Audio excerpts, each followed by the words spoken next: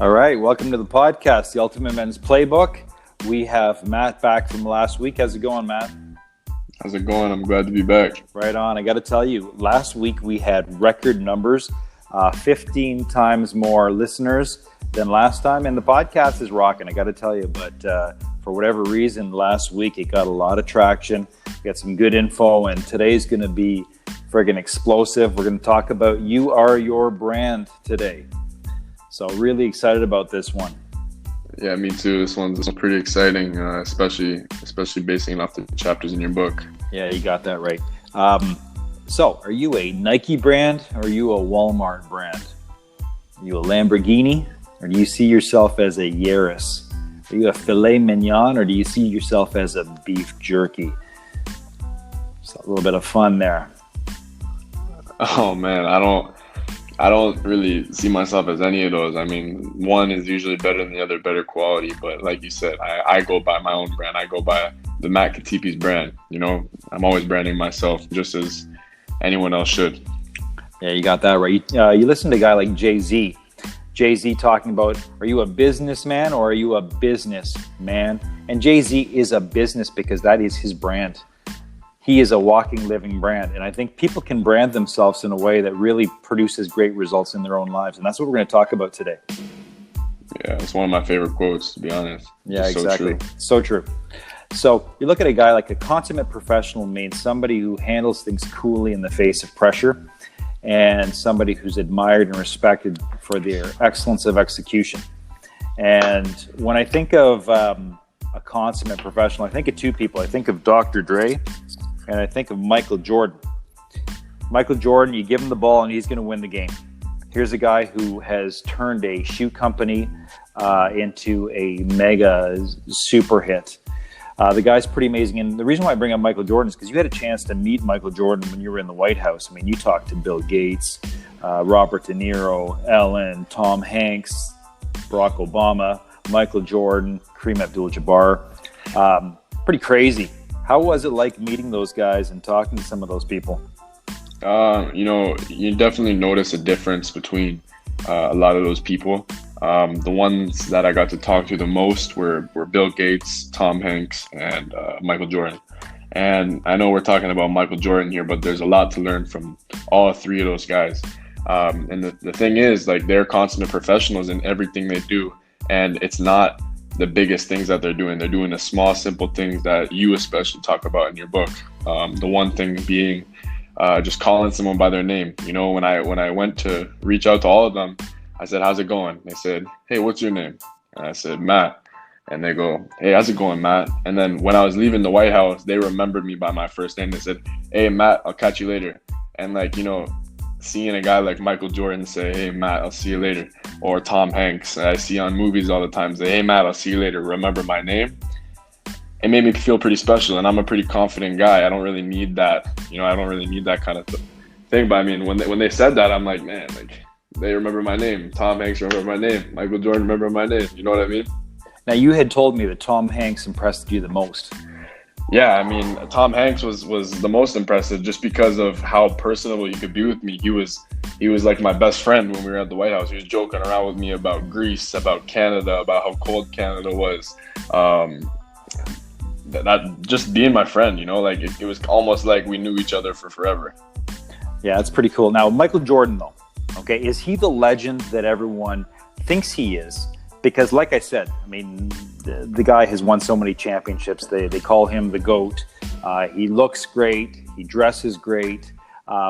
What did he live up to the hype? Yeah, I'm not one to talk down on anybody's name. You know, he's one guy that you can respect a lot. I mean, but the one thing I noticed about him was he was really calm, cool, and collected, especially winning such a big award at the White House. And that was the Presidential Medal of Freedom. Yeah, the Medal of Freedom. Okay. You know, that's a pretty prestigious award.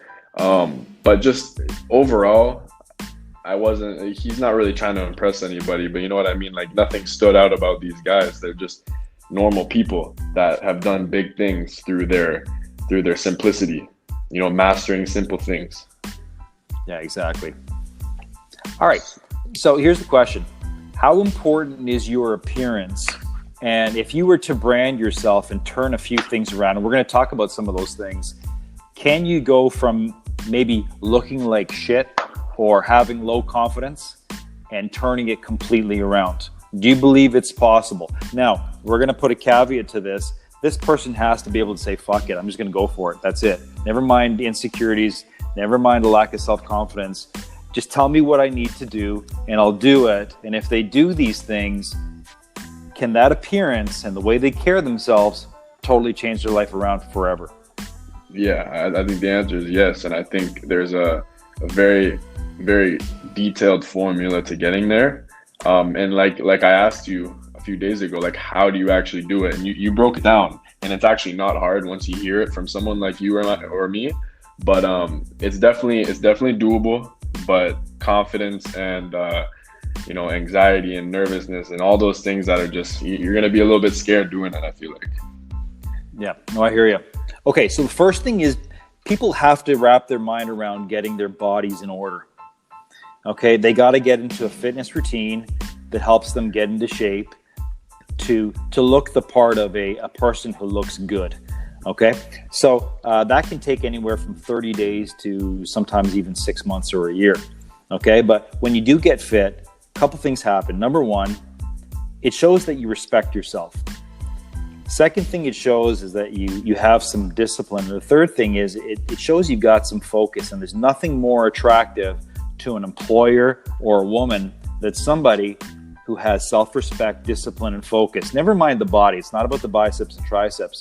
But a person who works out and trains on a regular basis and has also a good personality and gets shit done, that person's respected. 100%. Not everyone's gonna have the biggest and the best body, but you mentioned it before. If someone goes from like 0% to 20%, you're like, wow. You see that guy and you're like, wow. As opposed to someone who goes from 50% to 55%. Like it's big changes that you see from people, and it's based on their discipline and their hard work, and you kind of go, oh man, I respect that guy. Right. Okay, now political correctness aside, you've got a person who is fit, attractive, versus a person who maybe is unkept and is out of shape, and you're hiring them for a job. Who do you hire? Now understand, both abilities are equal in terms of getting the job done. Who do you hire? Yeah, it's a no-brainer. Everything's equal, and you're trying to go get a job. It's a competition. So who's going to win the competition? Someone who's more prepared within that opportunity. And, it's given who's going to win. It's the person who's better kept, who maybe better looking, better fit, just because they're doing these small little things. Well, here's the thing. How can you run a company if you can't even say no to a donut? Or how can you even do a daily task when you can't even shave your face? Exactly. All right. So first step, number one, you want to improve your appearance and you want to walk with this new brand identity, consummate professional. You got to get into shape. Bottom line, number one. Number two, your attire. Let's talk about clothing. Question for you. Does the man make the clothes or do the clothes make the man? Yeah, you mean the man makes the clothes all day, Like I've went shopping with you before, and I think it was we went to Winners, which is a Canadian like Ross or Marshalls, and then we went to H&M, and I remember it was for prom. And prior to that, I went suit shopping for the White House actually, and for the White House, I bought a suit, or my host family bought me a suit for, I'm gonna say like $1,500, and I'm like, oh man, like this is a nice suit, it's like Hugo Boss. I was feeling nice, and then you took me to get my suit because no way we're spending that much fucking money on a suit, right?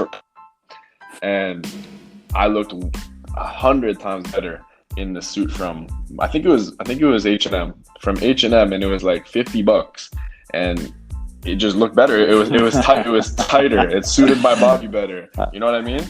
I remember that. Yeah, it's crazy. You go with a European fit versus a North American fit.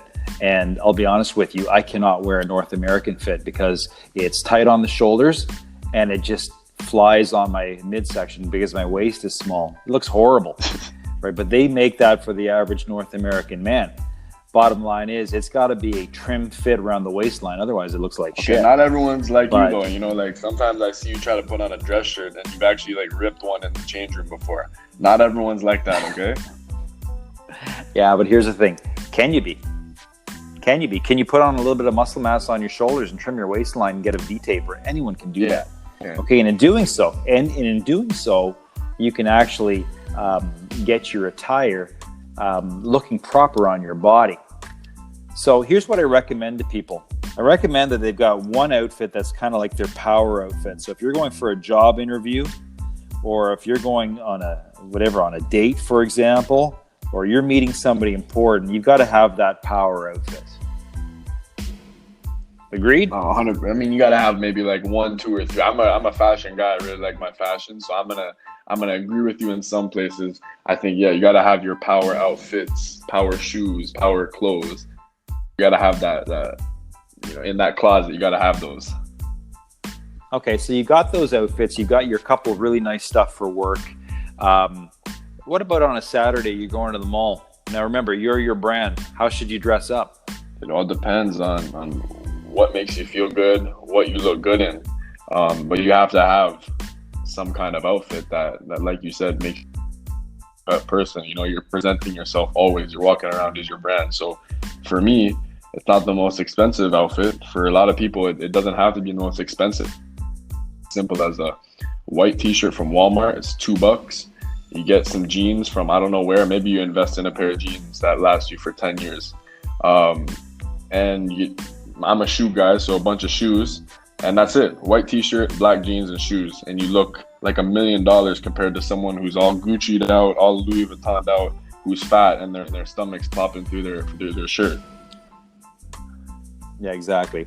Do you remember the time we went with, I won't say his name, but one of your cousins? We took him shopping. Yep. You remember that day? Okay. And he had no fashion sense whatsoever. So he's the kind of guy who wears the white running shoes and the cheap pair of blue jeans and a white t-shirt. Yep. Brought him into the clothing store. What happened? He looked horrible. He didn't know what to do. You know, that's my guy. So I'm not gonna talk about him, but you know, like he's our guy. He's a good dude, but you know, he just didn't know what to do. He didn't know what to do. He had no experience. He didn't know what he was doing. So okay, so we start from the bottom up. Okay, so what do you do with shoes? Well, for him, we took him shopping. He says, I didn't like this. I didn't like this. I don't like this. And we finally found a pair of shoes for him. Okay, what did we get him? What did he have? I think it was just a nice pair of slick Vans. Like, you know, just some good Vans. Yeah, that's right. That's right. Okay, we had some jeans that were a little more tapered, a little bit more fitting to his body. We did. That was the second thing we did. We got him a few pairs. And then his shirts. And then we got him a few shirts. Like he chose those shirts and he tried them on in and out. He's not the biggest guy. He's not like a fat, so you know he's got a good decent body. We got him some t-shirts that were fitting to his body, and he looked good. At the end of the day, he looked good. And the best thing about it, I think that's the point you're trying to get to, is he was walking around the next few months, and then I saw him this past year, and he's walking around like he owns the place, you know? Yeah, exactly. All right, let's talk about grooming. We're talking about hair, brushing your teeth, body odor, fingernails, that kind of stuff. Yeah. How important is it to have a good hairdo? Man, it's so hard to get a good hairdo. I will say that. Like, I'm one guy who's just, sometimes it's a good hair day, sometimes it's a bad hair day, but yes, it's real important. You got to put effort into it. I know you cut your own hair, but you may go to a barber. I go to a barber, and there's only 2 guys that can do it, and it's super important, man. When I tell you, it's so important. Well, have you seen during these COVID times when things were shut down and people were, they looked awful. Oh, man. You couldn't go to your barber. These guys looked really bad, and it showed. I just imagine going to a business meeting, or in that case, a Zoom meeting, looking like that. That's a deal killer. Bottom line, 100%. Right? I know this. When I shave, I look 10 years younger. It's that simple. When I don't shave, it just doesn't look right. And you've got other people who, having a beard nowadays is a big thing, but you got to keep it kept. 100%. I mean, it says something about you. A person who's kept versus a person who's not. It's a discipline thing. Oh yeah, you look at someone and you have a little bit of shagginess in their beard, and it's not clean cut, chopped at the right places. They're gonna be like, okay, you're just gonna think about him like, yo, is this guy really do his job? What is he doing? What is he doing on his spare time? Is he disciplined, or is he just eating junk food on the couch watching TV? You know, although I hate to make assumptions on people, it just naturally happens, and you see that. Yeah, and I hear people say, well, I don't care what other people think. Well, you should care what other people think, because the bottom line is we live in an interdependent world. Yeah, that's a bullshit excuse. That's a bullshit excuse, man. Oh, totally bullshit. I mean, if you want to make a sale, you want to connect with somebody, that kind of stuff, you got to bring your A game forward. If you don't, they're just going to push you to the wayside. I've used that excuse before. I don't care what people think. And then I reevaluated my haircut. I'm like, fuck, this looks horrible. So I fixed my fucking hair. Yeah, whether you like it or not, you do make an impression. You're going to make impressions on people, and sometimes you're going to kill it with a first impression. And when I say kill it, it could be really good or it could be really bad and you don't get the job. So my take on this is you want to look good all the time. Unless you're at home, locked away, and you're not going anywhere. And even then, you still want to look good. Okay, it's a sense of self-pride. We might argue on that one, but you always want to look good. That's what a consummate professional does. Yeah, and I think what we're about to get to is you got to look good, but you also have to act the part in the way you look. Oh, yeah, you could put a Gucci suit on somebody or a really cool outfit, and if they don't exude the confidence with a few different actions, they're done in the water. And the first thing we're going to talk about is the walk. Okay, we're going to talk about the walk. Now, you look at you take a look at a guy like Dwayne Johnson. When he walks down a pathway, he's imposing, he's impressive. Yep, and there's something about him, like he's got a swagger. He's got an approachable / scary swagger. And then you got someone like, in your book, I'm referring a lot to your book, you got Putin. Vladimir Putin. Okay, listen, that guy's like a quarter of the size of The Rock. But Vladimir Putin, when he walks, looks badass. It's a slow swagger, looks straight ahead, shoulders back, confident. One of the arms kind of moves a little bit. The other arm is kind of ready to pull out a gun. Yeah, that's one guy that just owns the room just by the way he walks. So that's what we're trying to get at here, you know? Okay, so should somebody practice their walk? And the answer is absolutely. I'm gonna challenge you on that real quick. Yes. Do you want to practice the way you walk, or do you want to own the way you walk? Because I've seen you laugh at the way I walk sometimes. Yeah, you've got the Toronto basketball swag. I got the Makatipi swag. I just walk how I walk. I just walk with a lean. I walk with some swag. You know what I mean? Okay. Right. So you've got to own a confident walk. So if you don't have that walk, get your shit together and develop your own walk. That's the first thing. Okay. Second thing, eye contact. How important is eye contact? Because I know this. When I'm in a discussion with somebody, I'm going to own their eyes. The moment I look down, there's a sense of weakness. The moment they look down, they're done. Yeah. Always maintain eye contact with somebody. Now, not to the point that you're staring at them, but you want to have that dominant eye contact. People look to the side sometimes. It just shows they're just not confident sometimes, you know, like they just don't know what they're talking about. You know, you could be someone who knows nothing about a topic. And that's been me in a few cases. And if you look at someone in the eyes, like you said, not in a creepy way, but you just look into someone's eyes, like in a dominant way, like you know what you're doing, confident, they're going to be like, hey, this guy knows what he's doing. This guy kind of, you know, if you're in a position of power that way. So I think that's a huge thing. Right. And also shows a sense of being genuine. Oh, yeah, yeah. You know, you look at someone, right? Sometimes I talk to someone and they're just like, they're looking to the side, they're looking away. Do you even care about what I'm talking about? Or are you too nervous to look at me? You know, just sometimes you just got to take into consideration what looking at someone's eyes respect, you know? Yeah, big time. Totally agree with that. Okay, third thing, slow down your speech. Yeah. Make your words count. Make your words direct. Pause once in a while. What do you think? There's one person you told me to think of before this podcast. And that's the person I'm gonna bring up right now. Is it Mr. Wolf? Mr. Wolf from Mr. Pulp Wolf. Fiction. You know, if something goes super shitty in a situation, he's got to clean up some dead bodies. And this is the way he talks in that situation. He's cool, he's calm, he's collected, right? He doesn't, and that's a pressure situation. You know, he just slows down, he doesn't talk, he listens. And when he does talk, he asks questions. You know, he keeps the conversation going. When he talks, he makes a statement. Everyone's waiting for Mr. Wolf to talk just because he moves that type of way. Now, having said that, if you watch, I mean, everyone's watched Pulp Fiction. If you have not seen Pulp Fiction, go to YouTube, type in Mr. Wolf, and watch the 3 or 4 minute segment. Here's a little guy. It's Harvey Keitel, okay?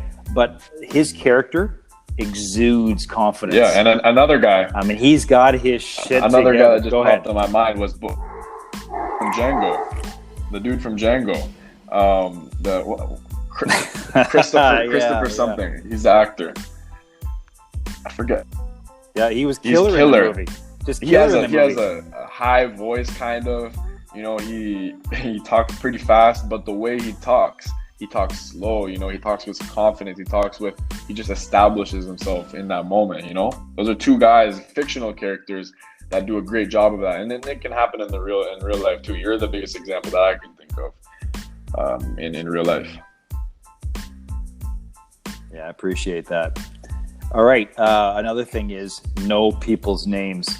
So when I shake somebody's hand, I've got to listen to their name. And if I didn't catch their name, it's so important to catch their name that first time. Make any connection you can to remember that name. Guy says, my name is Jake. Okay, Jake the Snake. There's my connection. I will not forget this guy's name because I got to tell you, there's nothing more music to a person's ear than when you say, hey, Jake, how's it going? Or as Jake said this, people love hearing their name. It's crazy how much people love hearing their name. You know, it makes anyone who hears their name feel so much better. Just something simple like today, I was at the cafeteria after reading your chapter of the book, and this guy was doing a great job. The guy is serving the food, doing a great job. And I'm like, I looked at his name, it says Chance. I'm like, I can say, hey, you're doing a good job, and he'll probably be like, oh, thanks. But I said, hey, Chance, you're doing a real good job, man. Because he does it every day. And this guy lit up, and he was like, holy shit. I think I made his year. Not fuck his day. I think I made his year. He was so happy. He's not gonna forget that, you know, and he's probably gonna go 10 times harder tomorrow at his job. That's true. It's true. And it's something as simple as knowing somebody's name. And, you know, right? The one thing that I need to work on, and a lot of people need to work on, that I want to make emphasis on, is trying to remember that name. So like you said, make that connection, because I'm one of the worst at it. I have a horrible memory. And I'm not gonna remember someone's name sometimes. I'm gonna be like, oh shit, I forget his name. And that's bad. We want to be able to remember people's names because it goes a long way. Goes a really long way. And the other thing that goes a super long way is actually knowing somebody's interests. And I'm in a unique position that I know everybody's biggest interest. Everybody I talk to. And why is that? Because guess what their biggest interest is? It's Go for it. Tell me. Exactly. And when you go into a conversation knowing that their favorite topic is themselves, you dominate the conversation from a standpoint of what I use is something called FORM. Okay, so FORM, FORM, is family, occupation, recreation, and miscellaneous. Okay, so I can ask them about anything. Family, for example. Hey, do you have any brothers or sisters? Yeah, tell me about your, tell me about what you learned from your dad, or tell me about, you got a brother? Tell me about your brother. Or their occupation. Talk to me about your job. Is that the career you want to do for the rest of your life? That kind of stuff, right? And what ends up happening is they start talking. And when they start talking and sharing, and you get to know them, all of a sudden they're like, you know what? I can trust this guy, Tom. He's listening to me. And at the end of the conversation, he's talked 85% of the time. You've talked 15% of the time. But the guy says, man, I love the conversation with you. Why? Because you got to know them. Their favorite topic is themselves. So you learn about their family, you learn about their occupation, you learn about their recreation, and then the miscellaneous. No, 100%. Right? And it ties in exactly with what you said before. You're listening to someone talk about themselves, and it sounds bad, but personally, I'm interested in learning about a lot of people because I know myself. I'm not gonna go talk about myself, but you hear someone talk about themselves and their story and all this stuff, and you don't have to do any of the work. You're not the one talking. You say 1 or 2, 3 words throughout that conversation, and it really sticks out to them. They're like, man, this guy cares. Like he's really listening to me. You develop a trust without really even doing anything. You develop a sense of power without even doing anything. And a lot of people, this is what this podcast is for. A lot of people just don't understand these things. I've grown up listening to you feed this information to me, whether it's on our car drives to the gym in the morning or whatnot. But a lot of people just don't understand these social cues. They don't really know. Well, I'll tell you right now, if you don't do this and you're in a situation where you have a conversation and you don't know what to say and you start talking about yourself, it's an instant turn off to the other person. Now listen, I'm not going to talk to somebody if I don't see any value in the conversation, if it's not going to go anywhere from a standpoint of maybe developing a friend or a strategic partnership. I won't waste my time. Okay, but at the same time, I do want to get to know somebody for the sake that maybe I will develop a friend. But if that person starts rambling because they don't know how to speak, well, half the time you're going to be thinking of, what do I say after this guy stops talking? You're going to be like, hey, like, what am I thinking about? What am I going to say? What am I going to say? When is this guy going to shut the fuck up, Yeah, no, exactly. All right, next thing. Let's talk about associations. You hang around winners, chances are you're going to be a winner. You hang around people who are not going anywhere in the world, chances are you're going to be pulled down. It's true. Or false? It's definitely true. And just one thing I might add is, don't be afraid to diversify your friend group or the people you hang out with. Just because someone is a freaking computer, I like to call them computer geeks, but just computer freak. They just know a bunch of stuff, genius, that you have absolutely no interest in, because I know I don't. Doesn't mean you can't be their friend, because my cousin is one of those guys, and he's one of my best friends, and he makes me better. But we have nothing in common almost. You know what I mean? So don't limit yourself, but I completely agree. So you need to level up with your friendships. Now, that doesn't mean you abandon friends who are maybe in a bit of a rut. You never abandon your friends. You never abandon true friends. In times of need, you're there for them. But at the same time, my advice to everybody is you need to level up. Find the sharpest person at work. Find some sharp people at the gym, people that you associate with, and start frequenting your time with winners, people who do things. Got to give you an example. I mean, so I'm in Costa Rica here, and I had a chance to talk to this guy. We went to his house for dinner. This guy, I got to tell you, is a mover and shaker in the business world. And he was talking about sales funnels, and you just saw the passion, right? I'm listening in and I'm learning, because this guy makes $250,000 to $500,000 a year, at least, I would say. Okay. And the reason why he does is he's charismatic. He knows what he's talking about. He's made tons of connections. And I want to learn from a guy like that. He brings 100%. Up my game. So I've got to bring my game up from the income I'm making to the next level. I want to 10x things. Right. And the only way, what's that? He does. Absolutely. Versus talking to another guy about the Toronto Maple Leafs. Who gives a shit about the Toronto Maple Leafs? I don't. Nah, man. The one quote is really important to me, and I live by when choosing my friends. Is losers talk about other people, average people talk about events, and great people talk about ideas. Yep. Right. That's I live by that. Right? And like, it's just something that has stuck in my mind. I didn't even remember the quote. That's just off some memory. But you gotta be talking about ideas, about formulating things. If you're an average person, you talk about, what's happening tonight, what's popping tonight, what parties can we go to, and that's fine. You can go to parties and stuff like that. But then you have the losers, and you go, oh man, what the hell is this guy doing? What's he doing? What's he doing? And you're in a room talking about somebody else. I don't like those type of people, you know? I'm not going to be, I will never be like that. You know, you have to, and go people ahead. get, right, people get sucked into those conversations. People get sucked into those conversations. And if you catch yourself being in one of those situations, I'm going to tell you right now, you need to change your brand. Because that's not going to get you And it's so anywhere. easy to get yourself sucked into those situations because guess what? Half of the people, more than half of the people in the world are those type of people.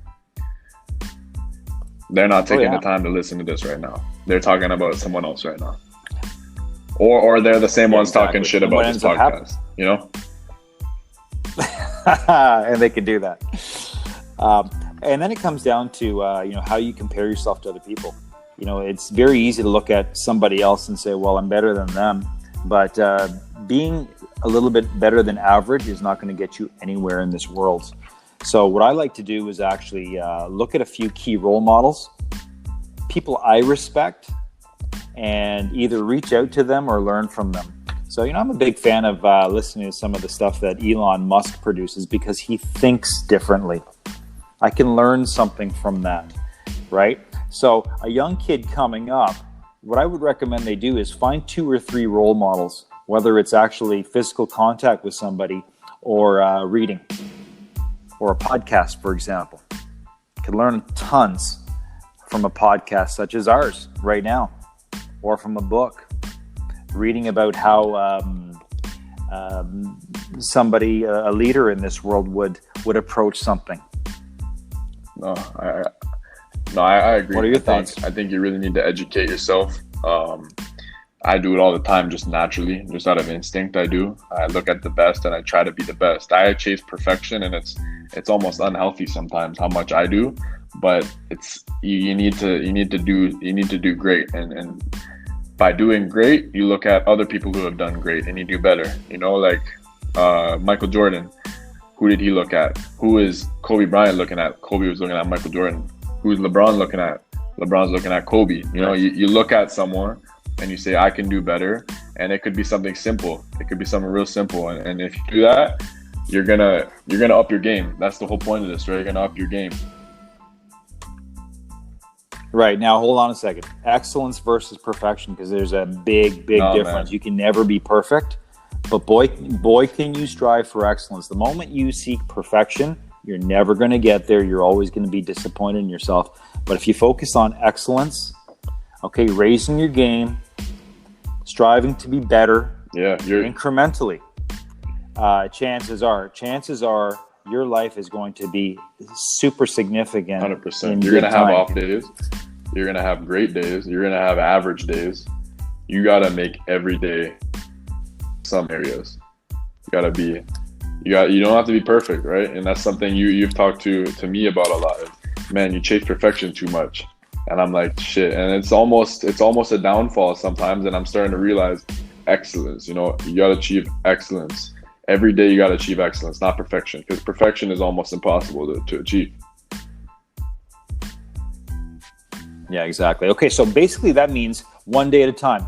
Every day you're looking towards excellence with your own brand in mind, changing your identity, creating a brand for yourself. You start with your fitness and getting into shape. Number 2, your attire. You get your shit in order clothing-wise, and you buy a few nice outfits that are going to accentuate your body. You groom yourself properly. Get your walk down. Slow down your speech. Make eye contact with everybody you meet. Know people's names. Get to know more about them. Form, family, occupation, recreation, and miscellaneous. And you just listen to people. You start associating with people who are your level or above, preferably above. You're leveling up. Look for some role models. Start listening to podcasts that are meaningful, reading books, quotes, and seeking a life of excellence. That's what this podcast is about. Changing your brand to a brand that changes you and benefits others. It makes you feel better about yourself. Makes you proud of yourself. Yeah, because I got to tell you, because I'll tell you right now, boy, does this world ever need leaders, and boy, does this world ever need people to step up, to think for themselves, 100%. And make shit happen. I definitely agree. All right, let's leave it at that, man. Great talking to you, and it's been real. we'll Appreciate catch it. you next Thank you. podcast. All right. Bye.